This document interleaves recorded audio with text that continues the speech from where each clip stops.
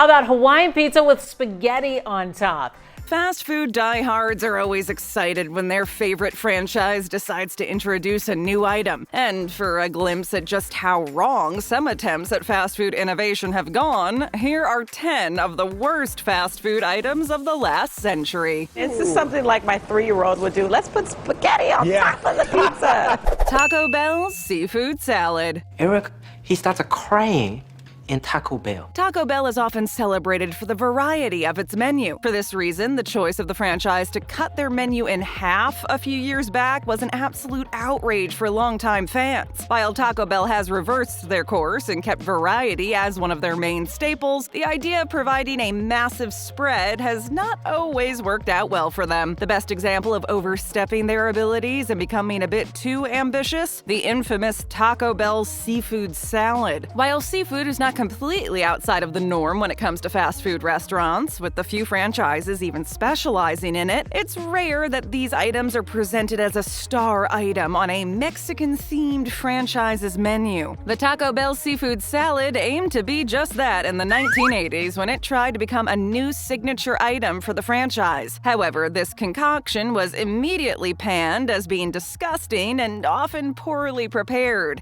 Big mistake. Big. Huge. That being said, it's hard not to respect Taco Bell for trying to be more ambitious than its competitors with their first major seafood-centric item, Wendy's Superbar. Wendy's new Superbar. Create your own meal. Although some franchises in the fast food game have occasionally offered all-you-can-eat or bulk options, it has remained very rare. The price disadvantage is not the only reason for this, and the famous Wendy's Superbar is one of the best examples of why franchises have tried to avoid this practice. Despite being known more for square burgers than buffet cuisine, the Superbar was able to stay around for much longer than most other items on this list. In fact, from the late 80s to the late 90s, the Superbar was a common sight at many Wendy's locations. Put aside your preconceptions of what a Wendy's Superbar layout might have been. From Mexican food to salad to pasta, the variety available was impressive. I love it. It is simply awesome. While quite popular, Wendy's crew often had an incredibly hard time keeping the bar clean and well-stocked, which led to many disappointing visits for Wendy's customers. As the restaurant entered into the new millennium, they decided to cut the Superbar from Wendy's outlets and instead focused on making their signature fast food items as delicious as possible. Taco Bell's Mountain Dew AM. Let's go crazy.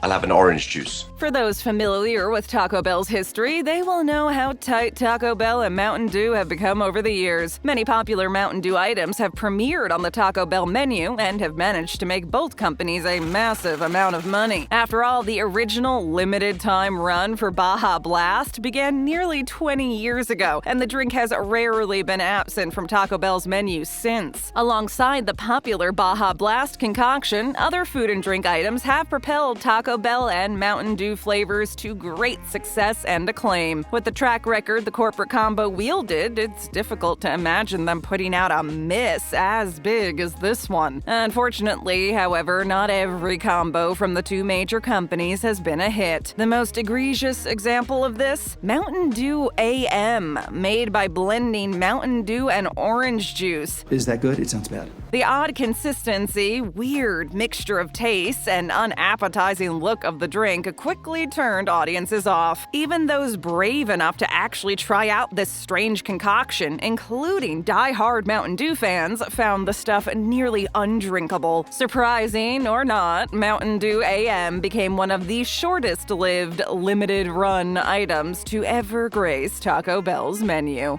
Subway's Seafood Sensation Sub. You like seafood, do you? When talking about seafood-focused fast food items at non-seafood-centric fast food joints, you can still get worse than Taco Bell's seafood salad. While the Taco Bell item is still well known, for the wrong reasons, at least it had actual seafood packed into it. That's right, it's not only the bread at Subway that's been controversially labeled. The lack of actual seafood in the sandwich has made the already yuck-filled item that much more stomach churning, especially for consumers who had no idea what they were getting into when they ordered one of Subway's seafood sensation subs. So you have chosen death.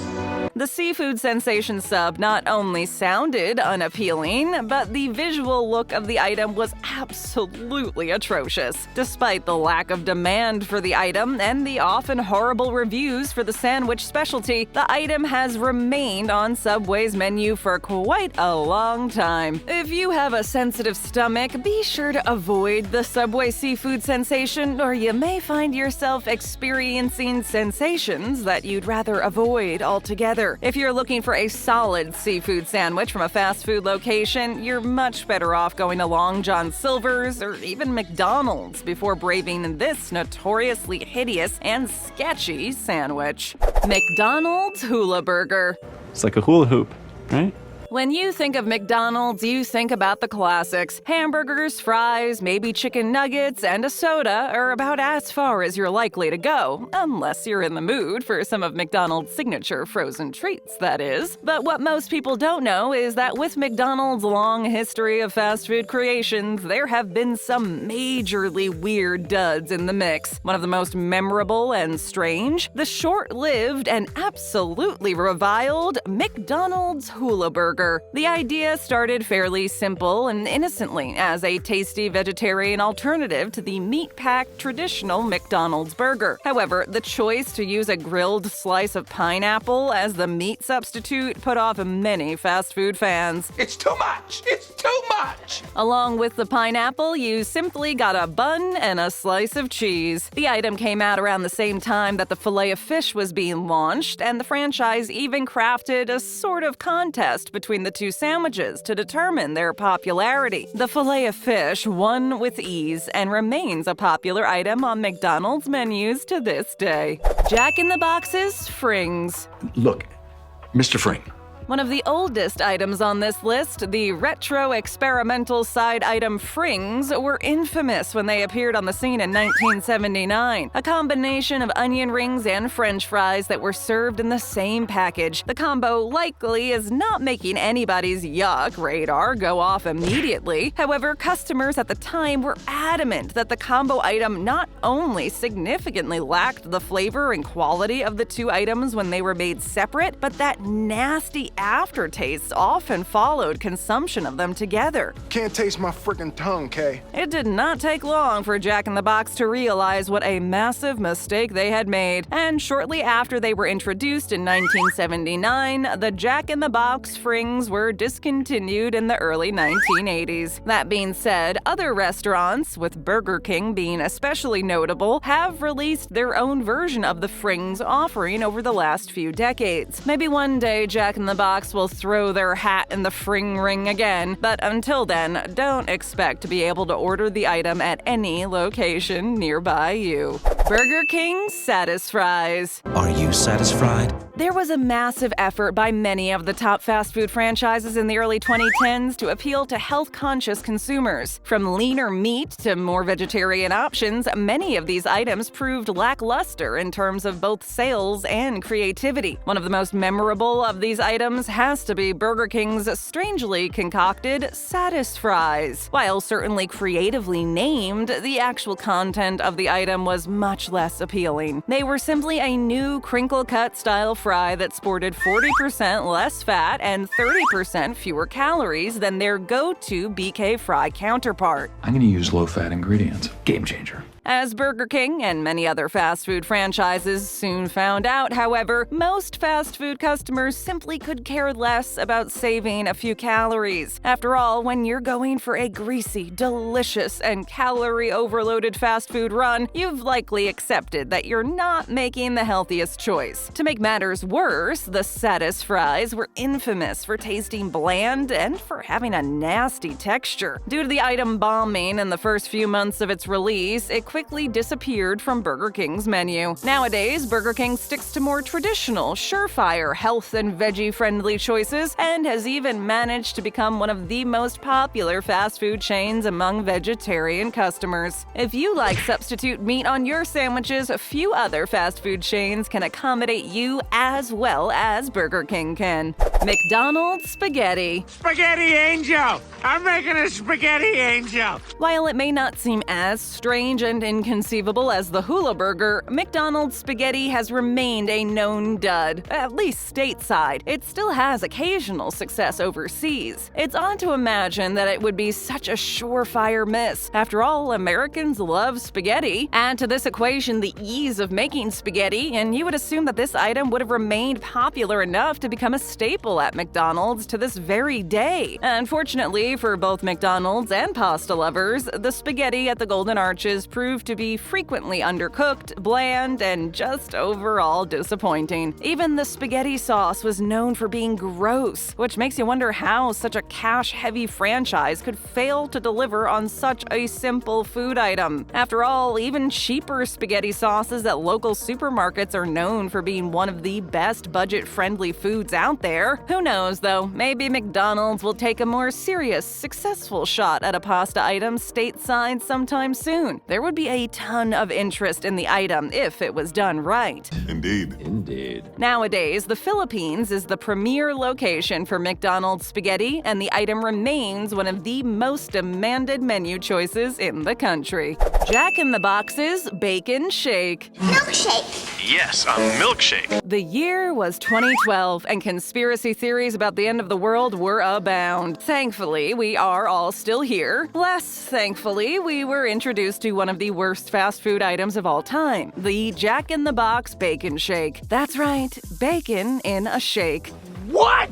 While the mixture of creamy desserts and more hearty, meaty ingredients are not unheard of, you typically want to go to a high-end place when seeking out such strange, volatile food combinations. Skeptics were proven right after the Bacon Shake was unleashed on the world, as critics and normal Jack in the Box fans alike were quick to denounce the shake as one of the worst they had ever consumed. What made matters worse was just how unhealthy and heavy the shake ended up being, with a mere 16-ounce serving coming in at a whopping 773 calories. Not to mention the tummy ache that many consumers reported after braving the notoriously greasy, odd-tasting milkshake. Thankfully, the item was discontinued quickly after it first launched back in 2012. Since then, it's remained as one of the most talked-about discontinued fast food items in history. Domino's Hawaiian Spaghetti Pizza. 10 margarita. And no pineapple anywhere. Domino's is among the biggest fast food chains out there. Pre-2010, it was often considered one of the consistently lower quality chains amongst its competitors. However, after major menu changes and ingredient supplier shifts, Domino's has seen a pretty major comeback since 2010. With the combination of better ingredients and excellently valued combo meals, many fast food fans have begun visiting Domino's more frequently. Although Domino's has corrected course, it's remained fairly basic in terms of its offerings regarding both entrees and topping choices. That being said, one briefly offered specialty pizza made people quickly recall the days when Domino's was considered to be a sketchy food choice. What item nearly reversed all of the hard work in repairing their reputation? The Domino's Hawaiian Spaghetti Pizza. Why? The odd mixture of onions, ham, spaghetti, and pineapple created a weird combination of flavors. Although it was not well received, it didn't receive quite as much press when it was first released compared to the other items on our list of the top 10 worst fast food items of the last century. Good for them. Looking for more? Just tap or click another video, hit that subscribe button, and ring that bell to join our notification squad. And hey, leave us a comment.